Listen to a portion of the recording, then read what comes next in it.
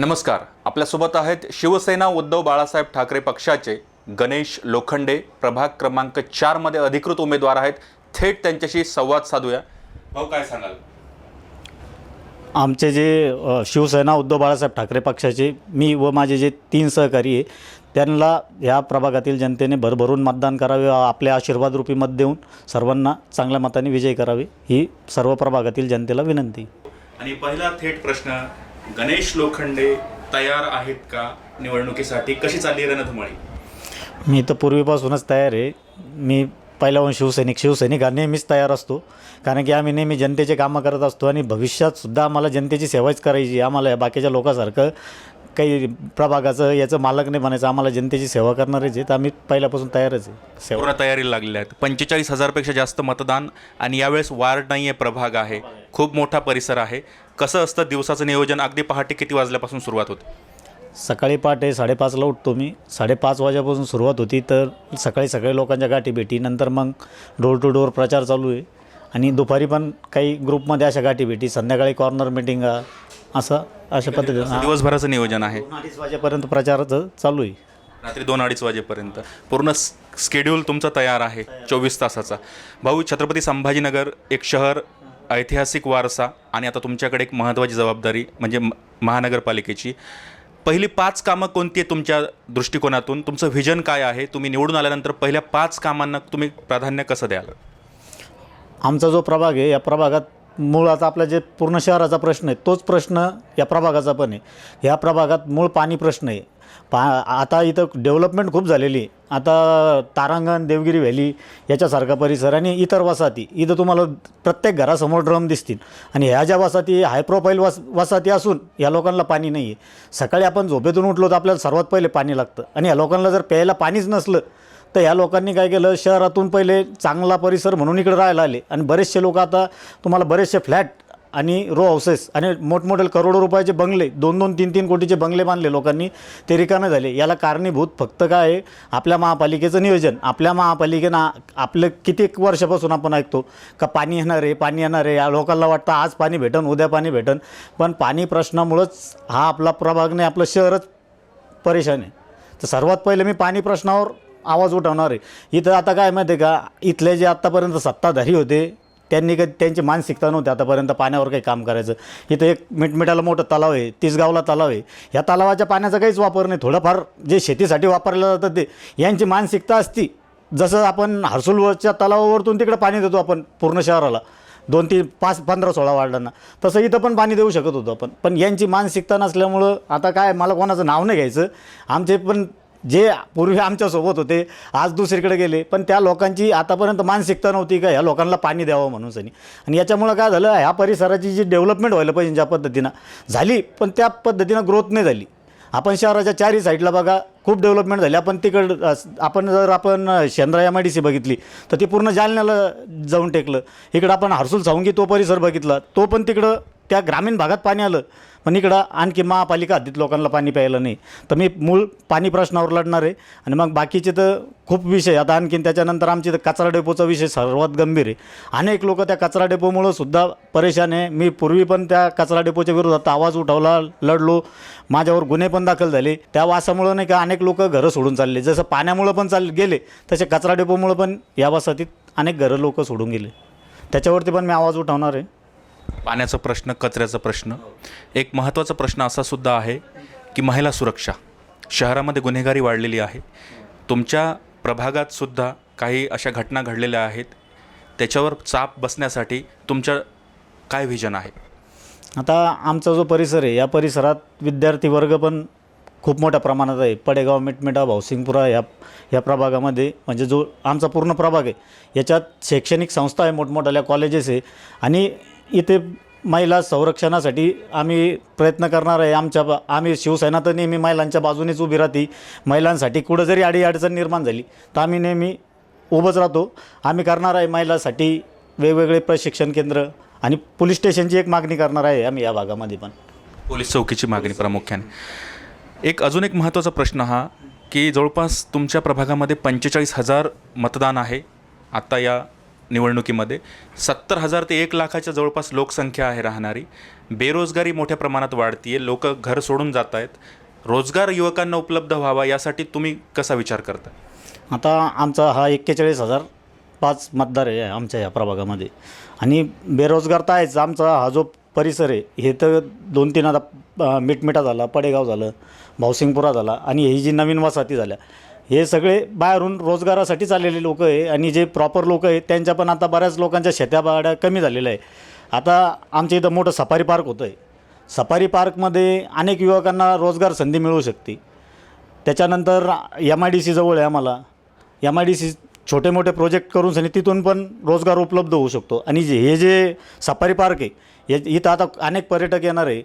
तर त्या पर्यटकांच्या माध्यमातून जे मुलं आहे, युवा मुलं, त्यांना काहीतरी उद्योग उभारून आणि काही लोकांना महापालिकेच्या मार्फत त्या सफारी पार्कमध्ये जर रोजगार मिळाला तर तिथं पण खूप मोठा रोजगार निर्माण होऊ शकतो. 300 एकर जमीन जी आहे मिटमिटा गावाची आता तिथं गेलेली आणि तिथले जे स्थानिक युवक आहे ते बेरोजगार आहे. तर त्यांचा विचार महापालिकेने करावा आणि त्याच्यासाठी जर आम्ही सभागृहात गेलो तर आम्ही नक्कीच त्या मुलांना तिथं रोजगार उपलब्ध करून देऊ. अनेक अशी लोकं आहेत की ज्यांना घर नाही आहे, घरकुलाचे प्रश्न प्रलंबित आहेत, PR कार्डचा प्रश्न आहे, गुंठेवारीचा काही ठिकाणी प्रश्न आहे, त्याच्यावर तुम्ही कसा विचार करता? आमच्या भागामध्ये अनेक कष्टकरी आणि मजूर लोक राहतात आणि त्या लोकांना कसं आहे माहिती आहे का, घरकुल आतापर्यंत मिळालेलं नाही आहे. मी आता भावसिंगपुरा माझा जो वार्ड आहे तिथं अनेक लोकांना घरकुल करून दिलेलं आहे. पंतप्रधान आवास योजनेत पण त्यांना घरकुल मिळवून दिलेलं आहे मी. आता हा जो प्रभाग आहे या प्रभागात सुद्धा आता भिल्ल समाजाचे काही लोक राहत होते याच्या सफारी पार्कच्या बाजूला. आपल्या महापालिकेने मनमानी त्यांना तिथून उठून लावलं. गायरान जमिनीत राहत होते ते. इतर ठिकाणी आपण प्रशासन काय करतं का, गायरान जमिनीत त्या लोकांना आपण घर उपलब्ध करून देतं प्रशासन.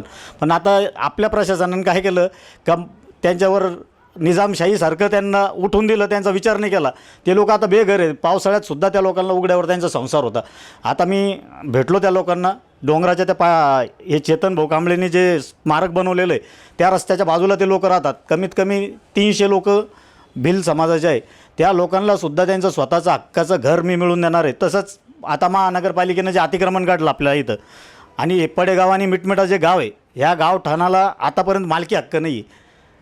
तर ज्या काही लोकांचे घरं गेले, गोरगरीब लोकांचे ज्याच्यात घरं गेले तर त्या लोकांना मोबदला भेटणार नाही, त्याचा 7/12 पण नाही, PR कार्ड पण नाही. आतापर्यंत प्रशासनाने लक्ष नाही दिलं आणि जे इथले सत्ताधारी होते, राज्यकर्ते होते, त्यांनीसुद्धा आतापर्यंत त्या लोकांच्या म्हणजे ज्या मालकी हक्क त्यांना मिळाला पाहिजे, त्यांचे जे घरं गेले त्याच्यासाठी कोणी आवाज उठवला नाही.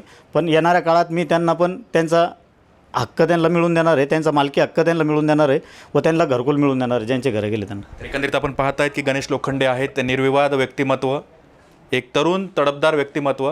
आणि या कॅबिनमध्ये एक फोटो आहे जे माझं लक्ष तिकडे ओढतंय सारखं. मी कॅमेरामॅनला म्हणेल की तिथे फोकस करावा. वंदनीय बाळासाहेब इथे आहेत, हिंदू हृदय सम्राट, आणि त्यांच्या शेजारी गणेश भाऊ बसलेले आहेत. त्यांच्याशी थेट विचारूयात की बाळासाहेबांच्या काही आठवणी आमच्यासोबत शेअर कराव्या. तुम्ही त्यांचा स्पर्श, त्यांचा अनुभव तुम्हाला लाभलेला आहे. कसे होते बाळासाहेब आणि गणेश लोखंडे कसे परिवर्तित झाले त्या विचाराच्या मागे? मी लहानपणापासून बाळासाहेबाचं म्हणजे आम्ही सभा पाहायचो, ऐकायचो आणि त्यांना लांबून आम्ही असं हे करायचो. आम्हाला बाळासाहेबाबद्दलच जास्त आकर्षण होतं. शिवसैनिक आम्ही बाळासाहेबाच्या याच्यामुळंच झालो का, बाळासाहेब म्हणजे गोरगरीब जनतेच्या न्याय हक्कासाठी लढायचे. तेच बघून आम्हाला पण नाही का जनतेची सेवा करण्याची आमच्या मनात पण एक इच्छा निर्माण झाली का आपण अशी सेवा केली पाहिजे. आम्ही मुंबईमध्ये पाहिलं, इकडं पण पाहिलं का शिवसैनिकाने मी गोरगरिबाच्या हक्कासाठी जिथं अन्याय झाला तिथं शिवसैनिक उभा राहतो. आणि बाळासाहेबांना बघूनच मला खूप माझी पण इच्छा होती का बाळासाहेबाला भेटावं, त्यांचा एक आशीर्वाद घ्यावा. असाच योग आला. आमचे वसईचे मामा आहे त्यांच्यामुळं मी मुंबईला गेलो आणि बाळासाहेब 23 जानेवारी 2011चा हा माझा फोटो आहे. त्यावेळेस मला बाळासाहेबांना भेटण्याची संधी मिळाली. मी भद्रा मारुतीचा फोटो नेला होता त्यांना. बाळासाहेबाचा वाढदिवस होता त्या दिवशी आणि साहेबाचं असं होतं का आपण आज आपला जरी कोणाचा वाढदिवस असला आणि कोणी काही गिफ्ट आणलं, किती भारी गिफ्ट आणलं, तर आपण एवढं बारीक लक्ष देत नाही. पण ज्यावेळेस मी साहेबांना भेटलो मी त्यावेळेस बघितलं का साहेबाचं एवढं बारीक लक्ष राहायचं. मी जेव्हा भेटलो तेव्हा लता मंगेशकर ते माझ्यासमोर म्हणजे असे बसलेले होते. पण मी जेव्हा वरती गेलो खूप गर्दी होती. मातोश्रीमध्ये एंट्री भेटत नव्हती त्यावेळेस आणि मोठ्या मुश्किलींमध्ये गेलो, गर्दी खूप होती. मोठमोठे आमदार, खासदार, मंत्री तिथं बाळासाहेबांना भेटायला यायचे. बाळासाहेबाचा वाढदिवस म्हणजे एक उत्सवासारखाच मातोश्रीवरती राहायचा. आणि मी ज्यावेळेस मध्ये गेलो त्यावेळेस साहेबाला भेटायचं तर मला तर बाजूला काहीच दिसलं नाही. तिथं गंज मोठमोठे ॲक्टर्स बसलेले होते, हिरोईन आलेले होते साहेबांना भेटायला, आमदार खासदार मंत्री सगळे होते. पण मला साहेबाला भेटायचं होतं, माझ्यासाठी ते देव होते. माझ्या जीवनात माझी इच्छा होती की मी त्यांना भेटावं. आणि मी जेव्हा साहेबाला भेटलो तर साहेब इतके लोक बसलेले असताना, एवढी गर्दी असताना सुद्धा मी जी भेट दिली, भेटवस्तू दिली, तर ती व्यवस्थित पाहिली. मला म्हणे संभाजीनगरहून आला का, भद्रा मारुतीचा फोटो आहे. त्यांनी दर्शन घेतलं आणि मला म्हणे बैस म्हणे. मी त्यांच्या बाजूला जेव्हा बसलो, माझ्या डोक्यावरती हात ठेवून त्यांनी मला आशीर्वाद दिला. मी एकदम म्हणजे खूप भावनिक झालो. मला काही म्हणजे माझं मन हे झालं होतं, मला कळालं नाही त्यावेळेस काय करावं काय नाही. पण साहेबाचा आशीर्वाद जेव्हापासून भेटला तेव्हापासून मला आणखीन जीवनामध्ये माझ्या खूप काही आणखी नवीन घडत गेलं. एक सिक्रेट प्रश्न, बाळासाहेबांनी तुम्हाला काय गुरुमंत्र दिला आहे? बाळासाहेबांनी आम्हाला 80% समाजकारण आणि 20% राजकारण, हाच गुरुमंत्र आम्ही सर्व शिवसैनिक नेहमी आमच्या मनात तोच गुरुमंत्र रुतलेला आहे आणि तेच करत राहणार. आम्ही जनतेची सेवा करणं हाच आमचा गुरुमंत्र आहे. दादा, एक महत्त्वाचा अजून एक प्रश्न हा, की अनेक ठिकाणाहून ऑफर होती पण तुम्ही निष्ठावान म्हणून राहिलात. उद्धव साहेबांची कास तुम्ही सोडलेली नाही आहे. हा भरोसा, हा विश्वास आजही कायम आहे आणि तुम्ही सुद्धा आज त्याच माध्यमातून पुढे जात आहेत. कसं बघताय? आम्ही पूर्वीचे शिवसैनिक आहे. आम्हाला कोणतंही पद नको, कोणती लालसा नाही, काहीच नाही. आम्ही आमच्या श्वासात श्वास येतोपर्यंत मातोश्रीशीच एकनिष्ठ राहू. तुम्ही म्हणशान आता बाकीचे बी लोक तसे बोलत होते, तिसऱ्या मजल्याहून उड्या मारणार होते, पण ते पळाले. पण आम्ही नाही पळणार. आम्ही कसं आहे माहिती आहे का, त्या मातोश्रीच्याच, मी सांगितलं ना, साहेबाचा हात माझ्या डोक्यावर पडला, माझं जीवन बदललं.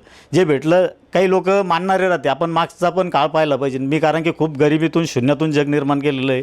मी पण म्हणजे रोजंदारीनं मी शिक्षण शिकत असताना 15 रुपये रोजानं सिद्धार्थ गार्डनमध्ये काम केलेलं, मग शिक्षण शिकलो. पण आपण जी मनात भावना ठेवली साहेबाबद्दल, त्याच्यामुळं आम्हाला चांगलं फळ भेटत गेलं. आज इथपर्यंत आलो, जे ते चांगलं आहे. आणि भविष्यात आणखीन काही अपेक्षा नाही मला कोणतं काही भेटावं, कोणत्याच पदाची नाही, कोणत्या गोष्टीची नाही. आम्हाला फक्त शिवसेनेशी एकनिष्ठ राहायचं आहे. बाळासाहेबांचं शेवटचं भाषण आहे, ते म्हणतात की मला जसं सांभाळलं तसं उद्धवला सांभाळा, आदित्यला सांभाळा, तसं तुम्ही सुद्धा त्याच लाईनला धरून पुढे आहात. त्याच लाईनला पुढं धरून राहणार आम्ही शेवटपर्यंत. गणेश लोखंडे आपल्यासोबत होते. शेवटचा समारोपाकडे मी घेऊन जातोय, थेट विचारतोय, आपल्या प्रभागाची जनता बघते तुम्हाला यावेळेस, काय सांगाल जनतेला, आव्हान काय कराल? ह्या प्रभागातील जनतेनं विकास करणारा आणि जो काम करणारा आहे तशा उमेदवाराच्या पाठीमागं उभं राहावं. हे काही लोक आहे का, ते जातीय तेढ निर्माण करत आहे. आजचं राजकारण जर बघितलं आपण तर खूप किळसवानं राजकारण झालेलं आहे. त्यांना विकासाशी काही घेणं नाही. त्यांना फक्त जाती तेढ निर्माण करायचं आहे आणि राज्य करायचं आहे. म्हणजे लोक भविष्यात तर मला तरी वाटतं इंग्रजापेक्षा भयान राज्य यांचं. आज कालची परिस्थिती का, कोणाच्या फॉर्ममध्ये काही चुका काढणं, बळजबरी करणं, कोर्टालासुद्धा ते जुमानत नाही. अशा लोकांना म्हणजे जनतेने धडा शिकवला पाहिजे. म्हणजे तुमचा याची सुरुवात आहे ना खालच्या ग्राउंड लेवलपासूनच झाली पाहिजे. नगरसेवक पदापासून जर सुरुवात झाली तर वरपर्यंत हे सगळं बदलता येईल. यांनी काय केलं, सगळ्या जातींना जाती तेढ निर्माण करून वाटून टाकल्या जाती सगळ्या. का हा ह्या जातीचा, तो त्या जातीचा, आणि ह्या जातीच्या लोकांनी विशिष्ट पक्षालाच मतदान करावं. हे सगळं लोकांनी मोडीत काढलं पाहिजे आणि विकासाच्या पाठीमागं उभं राहिलं पाहिजे. जो काम करणार आहे त्याच्या पाठीमागं उभं राहिलं पाहिजे. एवढीच माझी जनतेला विनंती. याचा अर्थ सत्ताधारी आजही तुम्हाला त्रास देत आहेत? आजही त्रास देत आहे. त्यांना भीती वाटते या प्रभागामध्ये का उद्धव बाळासाहेब ठाकरे या पक्षाचे उमेदवार निवडून येण्याची भीती वाटत असेल त्यांना, त्याच्यामुळे ते हे असे कटकारस्थान रचत आहे असं वाटतं. आता तुमची रॅली संपली आहे, पदयात्रा होती, प्रचार यात्रा, सर्व धर्माचे लोक तुमच्यावर विश्वास ठेवून तुमच्यासोबत येत आहेत. मग ते हिंदू, मुस्लिम, शीख सगळे हे असतील. हा विश्वास संपादन तुम्ही केला आहे, ते का एका दिवसात नाही झालं. तुम्ही 24 तास सगळ्यांसाठी अवेलेबल आहात. काय सांगाल तुम्ही? जनतेला माहीत आहे का खरं काम करणारा कोण आहे, जनतेसोबत जातीवाद न करणारा, सर्व जाती धर्माला सोबत घेऊन चालणारा आणि सर्वांचं काम करणारा, का भेदभाव नाही करणार. काही लोक कसे, आता मला ह्या गल्लीत लोकांनी मतदान नाही केलं, नाही तर ह्या जातीचे लोक आहे, मी इथं काम करणार नाही, त्या जातीचे लोक आहे. पण मी ज्या वार्डात पहिले काम केलं, आमच्या वहिनी नगरसेविका होत्या, त्यावेळेस तिथल्या त्या वार्डातल्या लोकांनी जी पब्लिसिटी केली, त्या लोकांनी बाहेरच्या लोकांना सांगितलं, त्यांच्या नातेवाईकाला सांगितलं का हे जातीपातीच्या पलीकडे जाऊन काम करतात. त्यावेळेस लोकांचा विश्वास आमच्यावरती वाढला आणि आज सर्व जनता आमच्या पाठीशी. सर्व जनता आमच्या पाठीशी आहे. गणेश लोखंडे प्रभाग 4 मधून आपल्यासोबत होते. तुर्तास थांबूया. मी अनवर अलमनूर जाफर, MCN न्यूज, छत्रपती संभाजीनगर.